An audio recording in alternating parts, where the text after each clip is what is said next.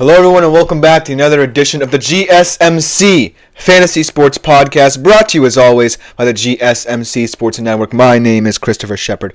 Thank you all for tuning into today's show on this rainy Wednesday afternoon here on December 11th. We have a great midweek show to get you out of those rainy doldrums if you live here on the East Coast. Starting off with a Thursday night football game that I'll be watching with bated breath. Rams 49ers, going over some betting odds there and some prop bets that might hit for you. Continuing our positional rankings with my tight end position. Still a lot of interesting players that can help you get over the finish line in your fantasy playoffs. Then we're looking at the Offensive Rookie of the Year race. Very interesting race. Thought it was going to be a one-horse race for large portions of this season. Now it seemingly is wide open. And then, as always, concluding with potentially my final weekly shadow report of the regular season, talking about some key wide receiver cornerback matchups that will be important in the fantasy playoffs this weekend. But before we get into any of that fun stuff, I do want to remind you, as always, if you want more content such as this, including exclusive short content to view before the show, consider liking, following, and subscribing to the show and the network. But not just my show as well, there are a lot of other great shows around the GSMC Sports Network and Podcast Network. Great people doing great things. That's greatly appreciated in advance, should you choose to follow them as well. But if you want to interact with our shows a little bit more directly as well, consider making yourselves available to the Super Chat, Super Thanks, and Super Stickers features here on YouTube. Great way, as always, to get your opinions on air. You can do it through our website, gsmcspodcast.net, where you can leave a tip, a donation, and a comment, question, or concern you might have throughout the show there, or you can do it through YouTube through these many features here. It just makes the show that much better and is greatly appreciated by all concerned, no matter what show you are tuning into. So without further ado, let us jump right into our first segment of the day, starting off with that Thursday night football game tomorrow in the NFC West. Like I said, one, as a Seattle fan, I'll be watching very, very closely. The Rams taking on the 49ers in this one. Now, here's the situation in the NFC West. The Rams, seemingly the hottest team in that division on the offensive side of the football, because of the fact that now that Cooper Kupp and Puka Nacua are both back healthy, they're firing on all cylinders. It's really going to come down to Matthew Stafford at his age. Can he contain this consistency on the offensive side of the football after what we saw from him in Buffalo? Or will he revert back to his kind of aging self that we've seen throughout the season, where the Rams look good one day and then get inconsistent the next? And then on the 49ers side of the thing, here's a team, right, that's seemingly mathematically out of the playoff picture right now. They don't have many tiebreakers in the NFC West, which is the only thing that can really save them should they win the division. But in terms of their season, they're more depleted.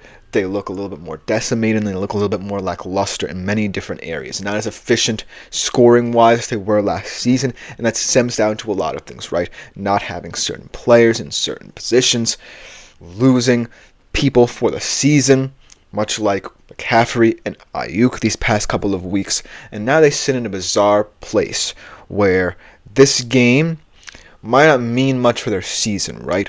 Even though if they win, they'll get back to 500 and they'll technically still be in the NFC West picture. But they could play spoiler at home to a Rams team that certainly feels like, right now, a team not many people want to face, but still has to prove it. Because here's the thing. The Rams perhaps had the easiest schedule, besides the Cardinals, remaining amongst these NFC West playoff hopefuls and division title hopefuls for that matter. The Seahawks still have to play two of the best teams in the NFC North, the Packers and Vikings, back-to-back weeks. They play the Bears, which is perhaps the most winnable game over the remaining stretch. And then the Rams, a potential game for the title in that final week of the season. So this game really is the litmus test for the Los Angeles Rams. They want to build on that offensive performance and maintain this consistency that they've been missing throughout this season, much like they've been missing dearly their top two receivers. And when those top two receivers are on their game, we know what this Rams team can be. On the other side of things, the 49ers, make no ands, ifs, or buts about it. They're still a fantastic team without certain weapons. It's just that they don't necessarily have enough to compensate for the losses of some important guys. Brandon Ayuk's a very important loss, and a lot of people last season might not have said that because Brandon Ayuk seemingly, even though in a contract year, kind of fell a little bit down the pecking order at times, but then in the playoffs really made a name for himself. Now that he's out for the season, it's going to be up to guys like Debo to step up, Jawan Jennings, who's had a very nice year this year, George Kittle, ultimately to help Brock Purdy, who has had a down year here. On the defensive side of the football, though, this is a team that seemingly looks lackluster ever since, or has looked lackluster ever since Nick Bosa went down in that Seattle game a couple of weeks ago. And now, looking at it from that perspective, they really need to find different ways to try and get the most out of this relatively young defense here. I mean, you have good pieces, right? You have Drake Greenlaw still. You have good secondary pieces when healthy in Hufanga and Charvarius Ward. But there's really no one that's a difference maker like Nick Bosa in this squad right now. And Fred Warner as well, you know, he can, when he's on the field, be a difference maker, but relatively of late has not been on the field. So the 49ers are in a very sticky situation here. However, in this matchup, according to Vegas, they are still the favorites. The home favorites in this one. 2 points, over under 48.5. So as you can see, they're expecting a pretty testy game, despite the fact that the 49ers are decimated. And then, in terms of money lines, San Fran minus 130. The Los Angeles Rams are plus 110. In terms of who and how they win this game, for the Rams, it's going to be about fixing some defensive issues they came up against Buffalo. They still allowed 42 points in that game. They allowed Josh Allen to run roughshod over them.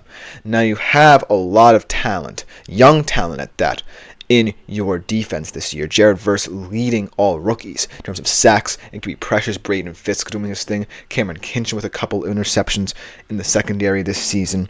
So we know the talent is there on the Rams defensive side of the football. Now it's just about playing clean football down the stretch to complement what this offense can be. For the 49ers, it's more about, trying to get back to the efficiency they found in the red zone a year ago. Because last year they were perhaps one of the best red zone teams in the league in terms of efficiency. This year, they're towards the bottom.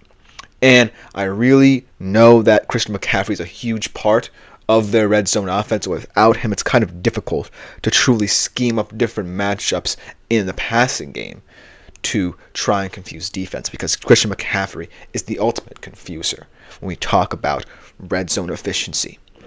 But I do believe that this game will be down to guys like Jawan Jennings and Debo Samuel utilizing their best traits to really help out Brock Purdy. Debo Samuel is going to try to extend the field as much as possible, not usually being his route running self in terms of trying to create yards after the catch. He's really going to try and get vertical, I believe, in this one. Whereas Jawan Jennings is going to be the more tactical of the two, exploit soft coverages, get a lot of underneath yardage, potentially open up some things for George Kittle once they get to the red zone, who's the big physical threat there. We'll talk about him and his impact on this game in the next segment. But in order to do that, I feel like Brock Purdy has to be the X factor as well, because this defensive front, no matter what happened to them against Buffalo, could still get to the quarterback. And this offensive line has been a little bit shaky. There have been bright spots. Rookie Dominic Pooney stepping in the guard position, really filling in well. But you have guys like McKivitz getting oft penalized. You have Trent Williams consistently being injury prone. Other issues along that offensive line that need to be tailored and fixed. But ultimately, it's all down to Brock Purdy and his decision-making in this matchup.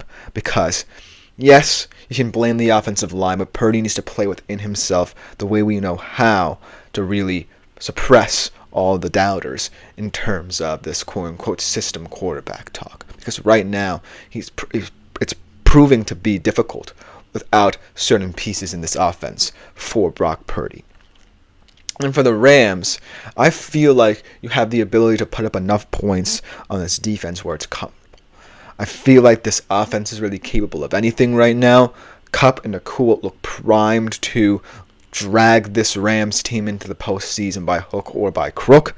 And it's all going to depend on, their quarterback as well for different reasons. Matthew Stafford. Can he throw it back to his younger years and really help this team remain consistent in terms of quarterback play? Because you really have special talent in your skill position core, especially with your wide receivers. But it's going to come down to how Matthew Stafford plays. We know Matthew Stafford, when he's firing on all cylinders, one of the smartest, most intelligent quarterbacks in the National Football League, and one of the most accurate as well. But it's all going to come down to age factoring in, because this year he has shown that he might be susceptible to inconsistencies in his game due to his age. And so, even though this Rams team right now looks like it's playing with house money, there's still not a team that I feel comfortable with proclaiming NFC West champions just yet. They have the schedule to back that claim up that they definitely could become NFC West champions because Seattle has a tougher stretch.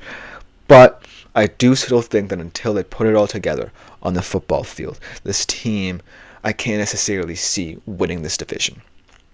And the 49ers are still a team that can play spoiler in that regard. They're still a team that has the talent, that has the potential to truly make a mess of the NFC West picture. And if so, then that Seattle-Los Angeles game in the last week of the season will become ever more important in telling us who's the true champion of the NFC West. And I might want it to be that way as a Seattle Seahawks fan, because if the Rams win this game, then it becomes a lot more tougher for Seattle down the stretch. They have to be very consistent. They might just have to win one or both of those NFC North gauntlet games, as I call them. So we're going to have to see how the NFC West plays out, and this game will be a telling factor in how it does. But let me know what you think about it in the comments, because upcoming on this show, we're going to be talking about some player props that you might want to look out for. Who will have a huge impact in this one? Tune in to find out in the second segment of today's show, right after this short break.